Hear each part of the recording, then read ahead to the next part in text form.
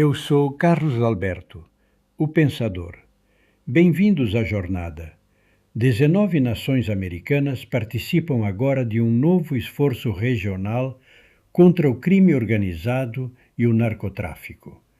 Ele começou a ser conhecido como o Escudo das Américas. Para alguns, representa uma resposta necessária a um flagelo que há muito deixou de respeitar fronteiras. Para outros, representa algo muito diferente: o risco de que, sob o pretexto da segurança, uma grande potência expanda novamente sua influência sobre o resto do continente. Quem está certo? Vivemos numa era em que quase todos os grandes acontecimentos chegam até nós acompanhados de uma narrativa. Uma fonte nos diz que estamos testemunhando uma extraordinária cooperação regional. Outra nos alerta para uma perigosa subordinação. Para um lado, pode ser uma ótima notícia. Para o outro, o mesmo acontecimento pode ser um perigo. E quanto maior a polarização política, mais difícil se torna distinguir o fato de sua verdadeira interpretação. É por isso que hoje faremos algo diferente. Em nosso encontro anterior, buscamos pontos em comum entre as nações das Américas. Analisamos as constituições dos 35 estados independentes das Américas. Encontramos algo muito interessante na diversidade. Descobrimos muitos pontos de convergência, princípios que aparecem repetidamente com diferentes formulações e trajetórias históricas.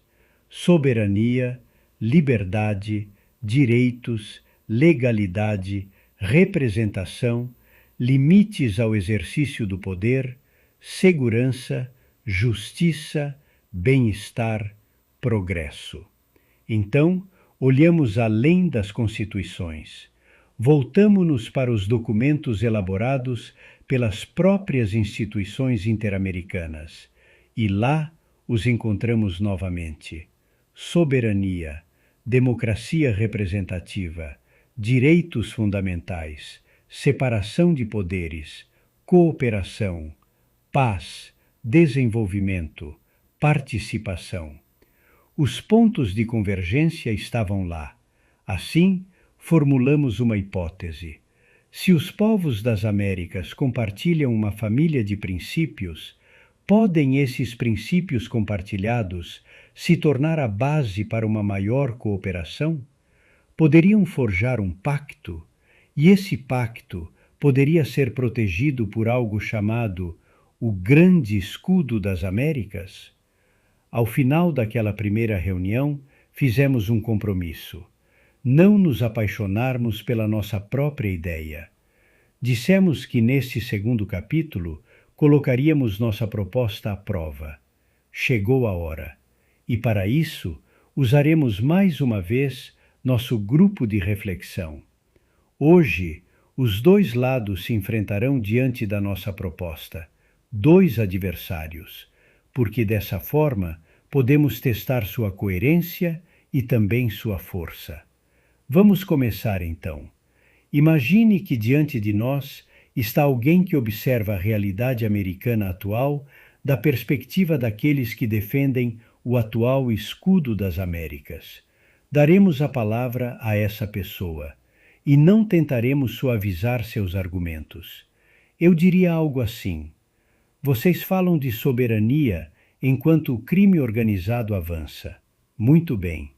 Os cartéis possuem armas, dinheiro, tecnologia, rotas internacionais, capacidade de corromper, capacidade de intimidar, capacidade de controlar territórios. O narcotráfico não espera que ideologias políticas ou filósofos cheguem a um acordo.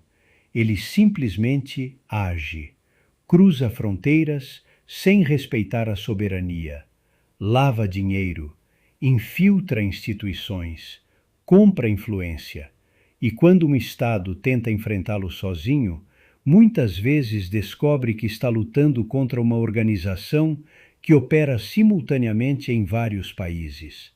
Portanto, a cooperação não é uma opção diplomática elegante, é uma necessidade.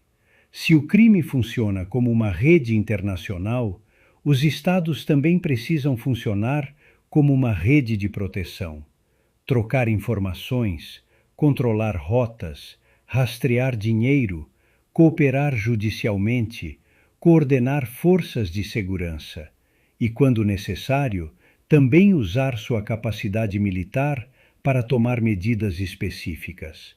Ou será que a soberania consiste em permitir que organizações criminosas sejam mais poderoso que o próprio Estado? Que soberania possui uma nação que não controla seu território?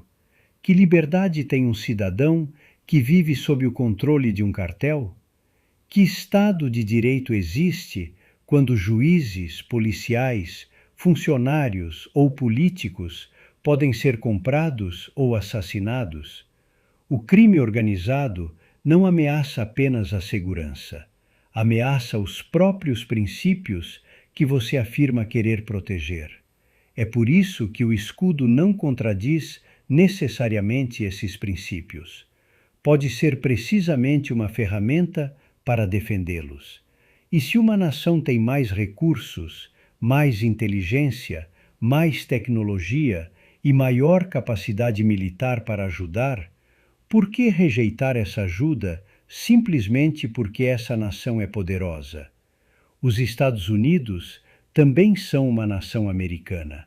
Seu poder se traduziria em segurança para as outras nações da região. Vamos avaliar os resultados, não os medos. Quanto mais países envolvidos, melhor. Mais informações, mais território coberto, mais rotas controladas, mais cooperação, mais capacidade. Se o inimigo agir internacionalmente, a resposta também terá que ser. Até aqui o primeiro argumento. É forte e merece ser. Mas agora vamos mudar de posição. Vamos tirar essa bandeira e colocar a do adversário.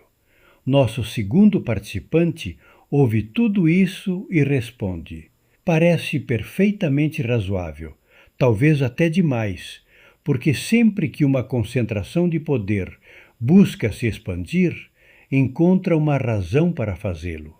E poucas razões são tão poderosas quanto a segurança. Dizem que devemos abrir mão de maiores capacidades porque existe uma ameaça. Dizem que devemos aceitar a cooperação militar porque existe uma ameaça. Dizem que devemos permitir operações conjuntas porque existe uma ameaça. E quem define a ameaça? Quem determina qual organização é criminosa? Quem decide quando termina a cooperação e começa a intervenção? Quem controla os controladores? Você fala sobre narcotráfico?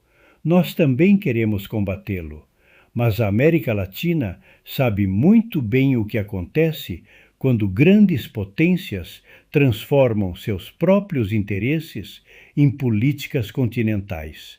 Os Estados Unidos não são apenas mais um ator. Possuem capacidades econômicas, militares, tecnológicas e políticas incomparavelmente superiores à maioria de seus parceiros. Portanto, não estamos colocando forças iguais em torno de uma mesa. Há uma enorme assimetria, e assimetrias geram influência. Hoje o alvo pode ser o narcotráfico. Amanhã pode ser outra coisa. Um governo inconveniente, uma relação comercial com a China, uma decisão energética, um recurso estratégico, uma política externa diferente. O que acontece então? Quem protege nossa soberania contra o próprio escudo? Vocês dizem que querem impedir que organizações criminosas influenciem nossos governos. Ótimo! Perguntamos: quem garante que uma potência estrangeira também não os influenciará? A soberania não pode ser defendida com a sua entrega. A história também tem memória, e os Estados Unidos tem muitos exemplos de intervenções realizadas sob o domínio de potências estrangeiras. Grandes justificativas. Por isso, devemos ter cuidado. Um escudo pode proteger, mas também pode se tornar uma estrutura de controle.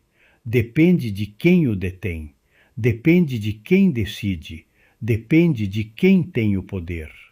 Até aqui o segundo argumento. Também é forte e merece ser. Agora nossa proposta está em apuros.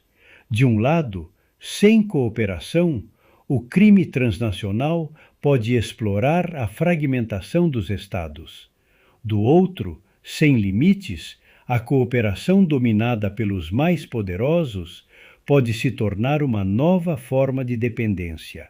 Segurança, soberania. Aqui reside a contradição. Temos que escolher uma e sacrificar a outra? A geopolítica estoica sugere que não nos precipitemos em nada, porque quando duas narrativas se chocam, nossa tarefa não é necessariamente escolher a que preferimos, é buscar os fatos subjacentes a ambas. E o primeiro fato é simples. O crime organizado é real. Ele não pertence à direita, não pertence à esquerda. Suas vítimas também não perguntam a qual partido pertence uma bala.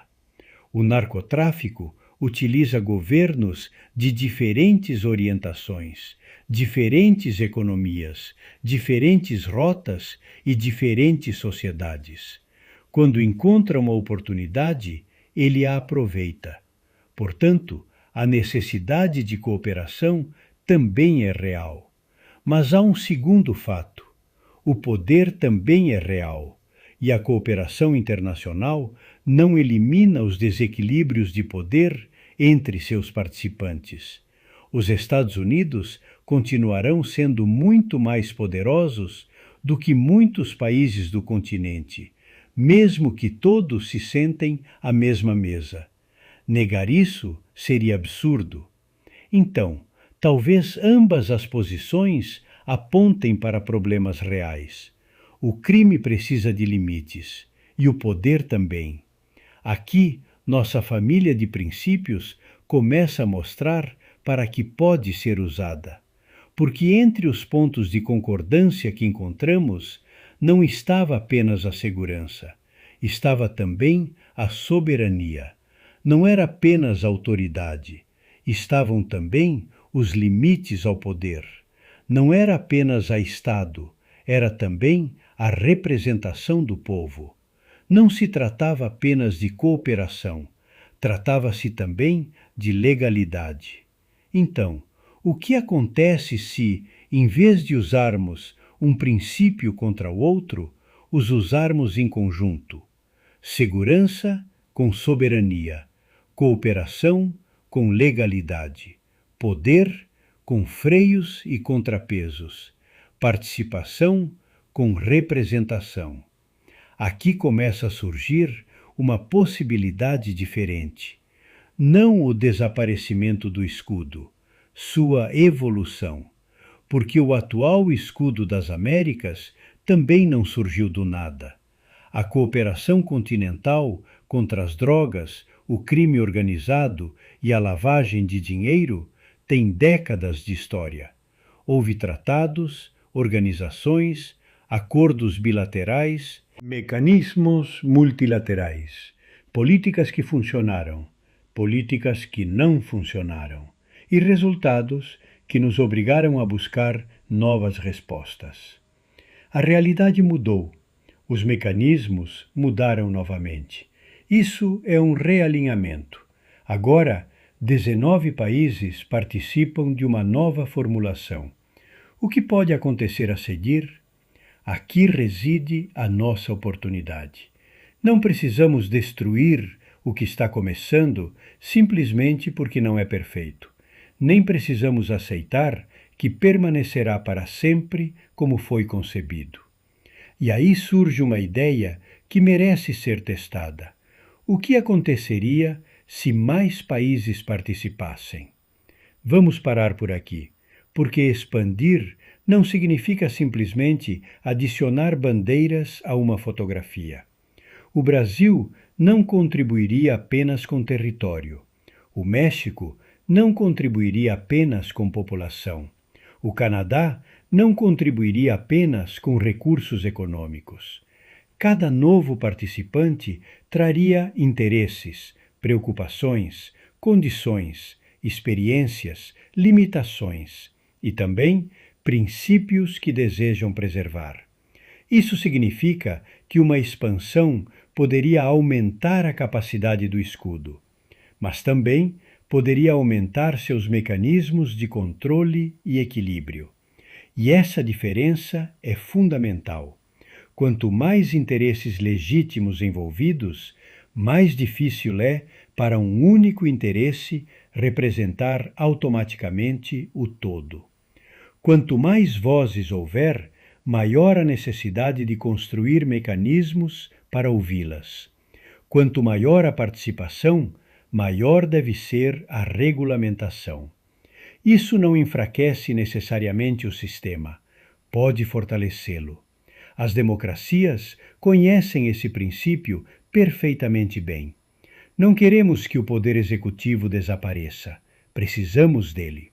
Mas existe um poder legislativo, existe um poder judiciário, existem jurisdições, controles e equilíbrios, limites, responsabilidades, controles e equilíbrios, não porque sejam todos inimigos, mas porque todos fazem parte do sistema. Por que uma construção americana deveria ignorar uma experiência que nossas próprias sociedades consideram fundamental? Não precisamos eliminar o poder americano. Isso também não faria sentido. Os Estados Unidos fazem parte das Américas, assim como seu poder. O que precisamos é que esse poder coexista com outros poderes, outros interesses e outras formas de representação dentro de regras aceitas.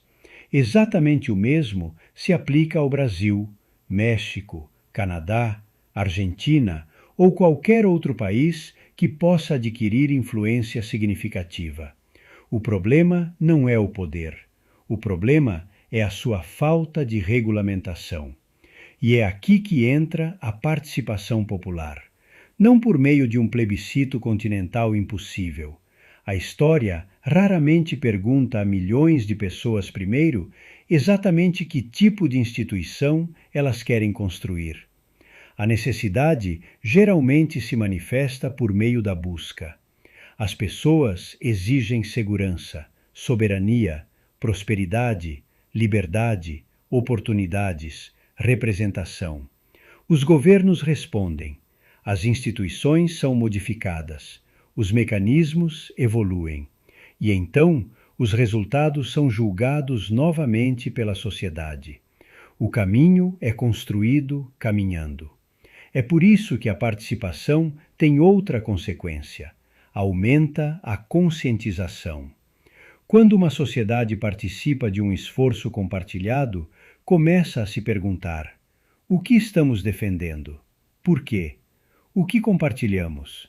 O que não queremos perder? Até que ponto queremos cooperar? Onde traçamos a linha?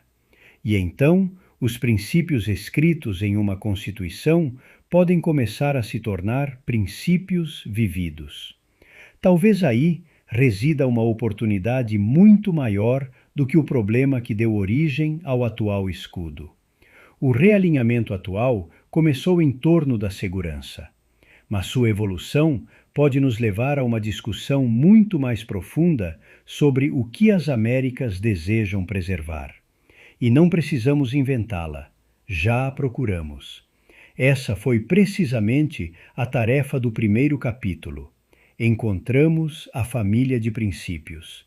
Agora, questionamos se eles podem caminhar juntos, se podem sobreviver a conflitos, se podem resistir a interesses divergentes, se podem impedir que preocupações com a segurança destruam a soberania.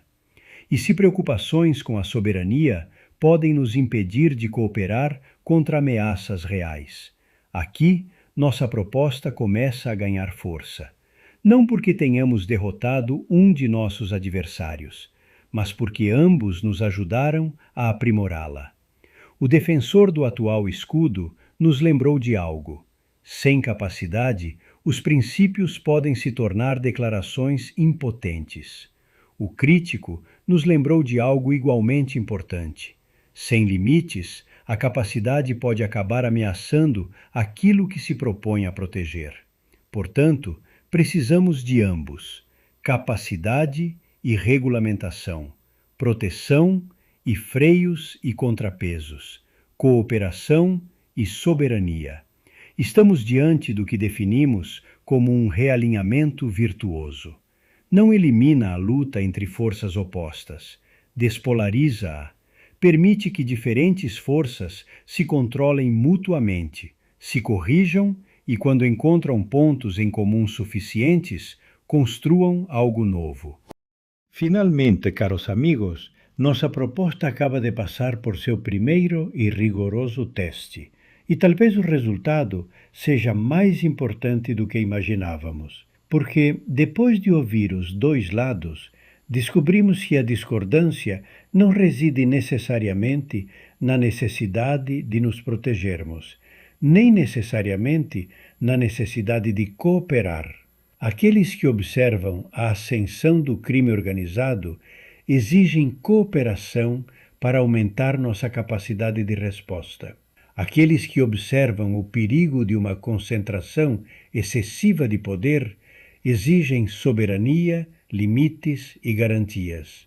Ambos concordam, como afirmam, no combate ao crime organizado. Temos, então, um ponto essencial de concordância e o receio de uma possível perda de soberania diante de uma força poderosa. Portanto, talvez o verdadeiro obstáculo não seja decidir se devemos cooperar. A questão muito mais difícil é como cooperar sem permitir que o poder acabe dominando aquilo que pretendemos proteger. E aqui nossa proposta ganha uma força diferente, porque para controlar o poder precisamos de regras. Mas quem cria essas regras? Aqueles que participam. Este pode ser um dos pontos fundamentais de toda a nossa análise. A primeira forma de influenciar o poder é participar da criação das regras que o governarão. Não há garantia de que nossa posição prevalecerá. Participar não significa comandar. Participar também não significa que as diferenças desaparecerão. Significa algo muito mais fundamental: estar presente quando as regras começarem a ser escritas. Porque se não participarmos, outros o farão. Se não apresentarmos nossos interesses, outros apresentarão os seus. Se não defendermos os princípios que consideramos fundamentais, outros definirão as prioridades. E quando as regras forem escritas, poderemos descobrir que teremos que conviver com decisões em cuja criação nunca tentamos participar. Isso é ainda mais importante para países pequenos. Uma grande potência possui múltiplos instrumentos para defender seus interesses: capacidade econômica, poder militar, tecnologia, mercados, influência política. Um país pequeno tem menos instrumentos. É por isso que talvez uma de suas maiores oportunidades de destaque resida precisamente na participação. Participar, negociar, formar alianças, apresentar seus interesses, exigir representação, construir regras e buscar o equilíbrio de poderes juntamente com outros participantes. Assim, a expansão do escudo adquire um significado muito mais profundo. Não se trata simplesmente de adicionar países para torná-lo mais poderoso. Trata-se de adicionar participantes para torná-lo mais representativo. Mais vozes podem significar mais interesses. Mais interesses exigem regras melhores. Regras melhores exigem mecanismos de controle. E esses mecanismos podem gerar maior equilíbrio de poderes.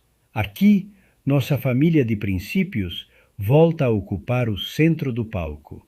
Em nosso primeiro capítulo, fomos em busca dos fundamentos, analisamos as constituições dos 35 estados independentes das Américas. Também examinamos documentos elaborados pelas próprias instituições interamericanas e encontramos um terreno comum, uma família de princípios. Assim, temos agora um possível ponto de referência para orientar essa participação: soberania, liberdade, legalidade, representação, direitos, segurança, justiça, limites ao poder, progresso, bem-estar. Não precisamos construir tudo amanhã. Provavelmente não conseguiríamos mesmo. Grandes empreendimentos humanos nunca parecem concluídos. São corrigidos, são expandidos, aprendem com seus erros, incorporam novas experiências, criam novas regras quando as anteriores se mostram insuficientes. Isso também faz parte de um realinhamento virtuoso. A geopolítica estoica pode propor, em consonância com o importante momento histórico que a região vivencia, que avancemos a participação dos povos em torno do cuidado e fortalecimento de seus princípios, criando conjuntamente as normas necessárias para o seu bom funcionamento. Dessa forma, podemos verdadeiramente falar de um grande escudo das Américas. Participe para ajudar a construir sua evolução. Participe para ampliar seus objetivos. Participe para apresentar nossos princípios. Participe para defender nossa soberania. Participe para combater ameaças comuns. Participe para construir mecanismos de controle e equilíbrio. E participe para que o que começa hoje como cooperação contra o crime organizado possa evoluir, se os resultados permitirem, para uma estrutura cada vez mais representativa dos povos das Américas. Se não participarmos ao longo do caminho, dificilmente conseguiremos decidir seu destino. E aqui, o pêndulo da história parece apontar para nós, mais uma vez, uma oportunidade. O escudo já está em andamento. A questão não é apenas quem deu o primeiro passo. A questão é quem estará disposto a caminhar ao nosso lado para ajudar a construir o caminho. Quanto mais pessoas participarem, mais experiências poderão ser incorporadas, mais interesses poderão ser representados, mais vozes poderão exigir limites. Mais difícil será para uma única voz afirmar falar por todos, e maiores serão as chances de que essa construção se desenvolva em torno do que nossa pesquisa já revelou. Uma família americana de princípios. Portanto, após colocar nossa proposta à prova, a geopolítica estoica pode de fato apontar para uma oportunidade, não uma garantia, uma oportunidade. Participação ativa. Não aceitar tudo o que já existe, precisamente para poder aprimorá-lo. Não se submeter ao poder, precisamente participar da criação dos mecanismos destinados a regulá-lo. Não eliminar nossas diferenças, garantir que nossas diferenças também sejam representadas. E isso é especialmente verdade para as cidades e países menores das Américas. Virar as costas não necessariamente interromperá um processo que já começou. Outros continuarão avançando, outros estabelecerão prioridades, outros negociarão interesses, outros criarão regras, e talvez amanhã aqueles que escolheram permanecer à margem tenham que lidar com uma realidade construída sem a sua participação. É por isso que a participação também é uma forma de soberania. Participar é tentar moldar o nosso próprio destino. E talvez esta seja a principal conclusão do nosso experimento. No primeiro capítulo, encontramos um terreno comum. Neste segundo capítulo, nós o questionamos. Ouvimos aqueles que exigem segurança. Ouvimos aqueles que exigem soberania. E descobrimos que um não precisa destruir o outro. A cooperação precisa de capacidade. A capacidade precisa de regras. As regras precisam de participação. A participação gera representatividade. A representação pode gerar freios e contrapesos. E os freios e contrapesos podem nos ajudar a proteger tanto nossa segurança quanto nossa soberania. Nesse sentido, nossa proposta não apenas sobreviveu ao debate, encontrou uma oportunidade. A oportunidade para o escudo, que já iniciou sua jornada, se expandir por meio da participação e evoluir em torno da família de princípios que encontramos em nossa pesquisa. Será que um dia ele se tornará o grande escudo das Américas? Ainda não sabemos. Isso será determinado pelo processo e seus resultados. Mas, da perspectiva da geopolítica estoica, podemos reconhecer algo. Há uma oportunidade de participar de sua construção. Uma oportunidade para os povos das Américas não serem meros espectadores de um novo realinhamento, mas participantes de sua própria história. E as oportunidades históricas têm uma característica particular. Elas não esperam para sempre. Se não ocuparmos nosso lugar, outros o farão. Se não ajudarmos a construir as regras, outros o farão. Não podemos fazer tudo de uma vez, mas podemos começar. E quanto mais caminharmos juntos, maiores serão nossas chances de construir o caminho juntos. Eu sou Carlos Alberto, o Pensador.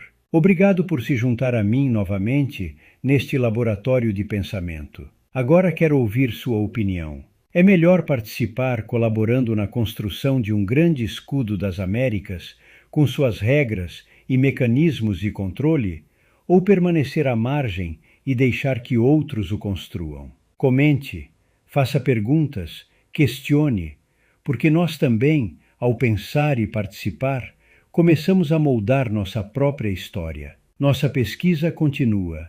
O pêndulo oscila novamente. E continuaremos a observar as oportunidades que ele deixa em seu rastro, porque não podemos construir tudo de uma vez, mas podemos começar a caminhar, e o caminho é feito caminhando. Até a próxima, amigos.